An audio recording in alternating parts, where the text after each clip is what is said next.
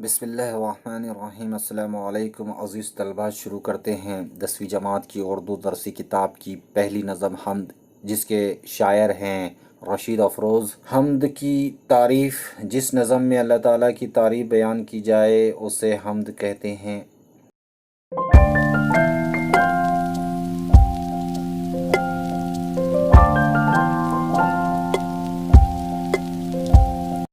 اس نظم کے تمام اشعار کے انشاءاللہ ہم تشریح کریں گے، لیکن اس سے پہلے شروع کرتے ہیں پہلی بات سے۔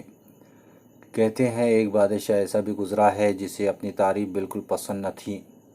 ایک دن اس کے دربار میں ایک شاعر اپنی کسی غرض سے پہنچا اور آداب شاہی کے مطابق سلام کرنے کے بعد عرض کیا، حضور عالی، میں جانتا ہوں کہ آپ سارے بادشاہوں میں اس لحاظ سے مختلف ہیں کہ آپ کو اپنی تعریف قطعی پسند نہیں، اس لیے میں آپ کی شان میں تعریفی کلمات ادا کیے بغیر ہی اپنی ضرورت بیان کرتا ہوں۔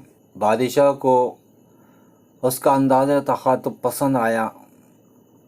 بادشاہ نے کہا، تم سچ کہتے ہو، اور اس کی ضرورت پوری کر دی۔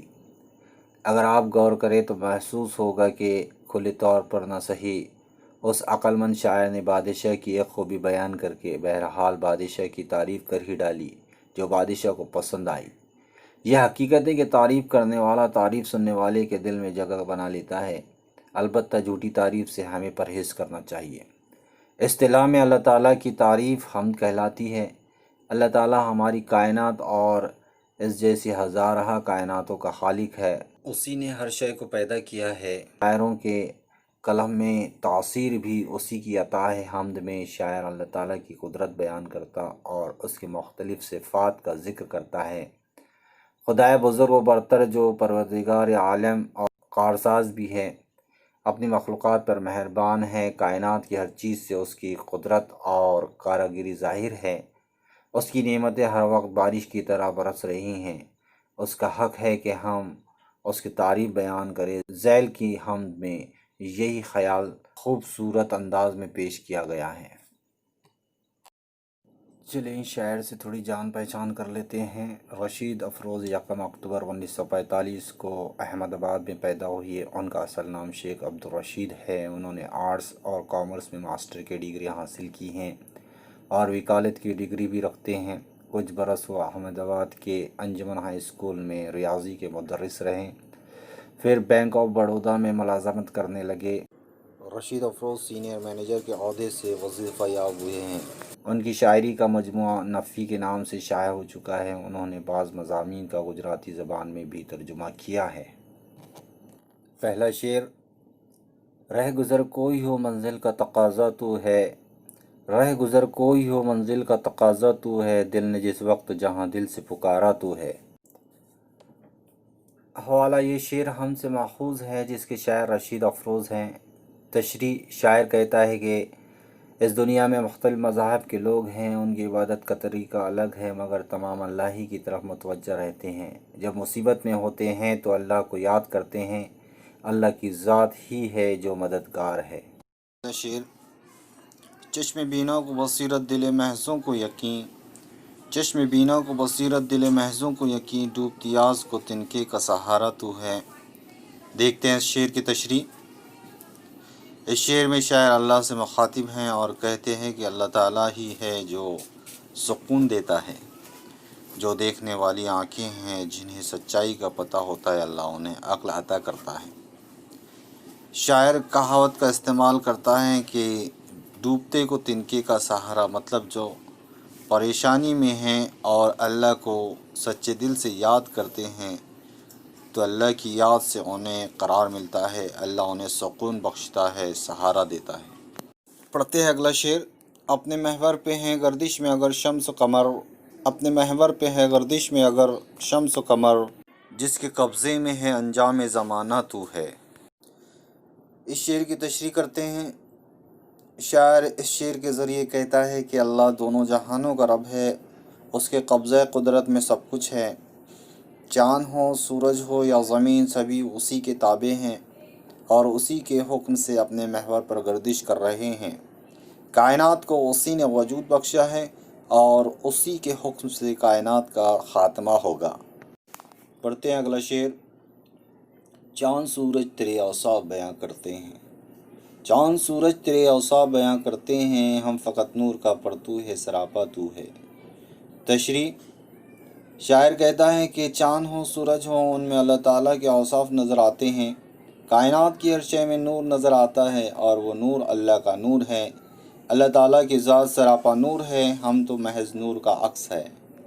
اگلا شعر: رات اور دن ہے پروئے ہوئے موتی کی طرح، رات اور دن ہے پروئے ہوئے موتی کی طرح، ظلمت شب میں نئے دن کا وسیلہ تو ہے۔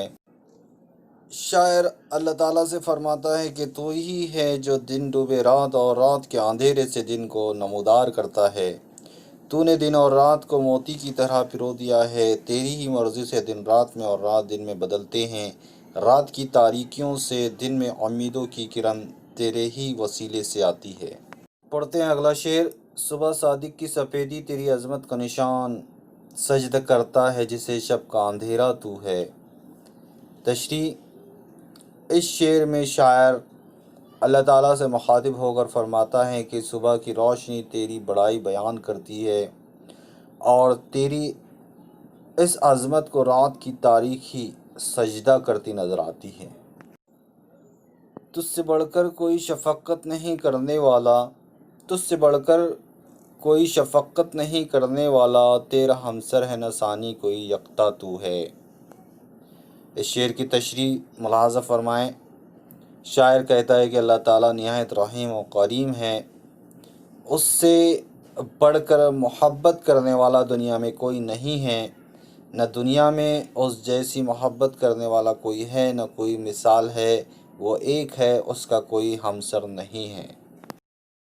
پڑھتے ہیں شعر: تو جسے چاہے اسے تخت دے تاراج کرے، تو جسے چاہے اسے تخت دے تاراج کرے، ملک تیرا ہے حکومت تیری آقا تو ہے۔ بڑھتے ہیں تشریح کی طرف۔ بچوں 2 نمبر کے لیے تشریح آتی ہیں، اگر حوالہ پوچھا تو حوالہ بھی دے سکتے ہیں ہم کہ یہ شعر جو ہے ہم سے محفوظ ہے، جس کے شاعر رشید افروز ہیں۔ تشریح کرتے ہیں، شاعر فرماتا ہے اللہ ساری کائنات کا خالق و مالک ہے، وہ ہر چیز پر اللہ تعالیٰ کا اختیار ہے، ہر چیز پہ قدرت رکھتا ہے، وہ جسے چاہے بادشاہت عطا کر سکتا ہے اور جسے چاہے بادشاہ سے فقیر بنا سکتا ہے، کیونکہ وہ رب ہے، اس کے قدرت میں سب کچھ ہے۔ اگلا شعر: سینکڑوں بار ہوا یوں مجھے ٹھوکر بھی لگی، سینکڑوں بار ہوا یوں مجھے ٹھوکر بھی لگی، میں جو گرنے سے ہوں محفوظ سہارا تو ہے۔ اس شعر کی تشریح کرتے ہیں۔ شاعر اس شعر کے ذریعے ہمیں بتانا چاہتے ہیں، وہ کہتے ہیں کہ اللہ، میں کئی بار مصیبتوں اور پریشانیوں میں مبتلا ہوا، مجھے پریشانیوں اور تکالیف نے چاروں طرف سے گھیر لیا، ٹھوکریں بھی لگی، لیکن جیسے ہی میں نے اللہ کو پکارا تو اللہ نے مجھے گرنے سے بچا لیا اور سہارا دیا۔ آج جو میں محفوظ ہوں تو یہ اللہ کی ہی وجہ سے ہے۔ اگلا شعر پڑھتے ہیں۔ جب مدد کے لیے موجود کہیں کوئی نہ تھا، جب مدد کے لیے موجود کہیں کوئی نہ تھا، دل نے امید جگائی میرے مولا تو ہے۔ تشریح: شاعر کہتا ہے جب وہ مصیبت میں تھا تو اس کی مدد کرنے کوئی بھی نہیں آیا، تب میرے دل میں امید جاگی، کوئی مدد کے لیے نہیں ہے تو کیا ہوا، میرا اللہ ہی میرے لیے کافی ہے۔ جب کوئی سچے دل سے اللہ کو مدد کے لیے پکارے گا تو اللہ کی مدد اس کے ساتھ ہوگی۔ حمد کا آخری شعر پڑھتے ہیں۔ خود کو دیکھوں تو دکھائی نہیں دیتا کچھ بھی، خود کو دیکھوں تو دکھائی نہیں دیتا کچھ بھی، تجھ کو سوچوں تو ہر ایک شے میں سمایا تو ہے۔ تشریح کرتے ہیں۔ نظم کے آخری شعر میں شاعر فرماتا ہے کہ انسان اپنے خود کے وجود کو سمجھنے سے قاصر ہے۔ آگے فرماتا ہے کہ ظاہری آنکھ سے اگر میں دیکھوں تو مجھے کچھ بھی نظر نہیں آتا، لیکن جب غور کرتا ہوں تو ہر شے میں اللہ تعالیٰ کا جلوہ نظر آتا ہے۔ وہ قادر مطلق ہے اور ہر شے میں سمایا ہوا ہے۔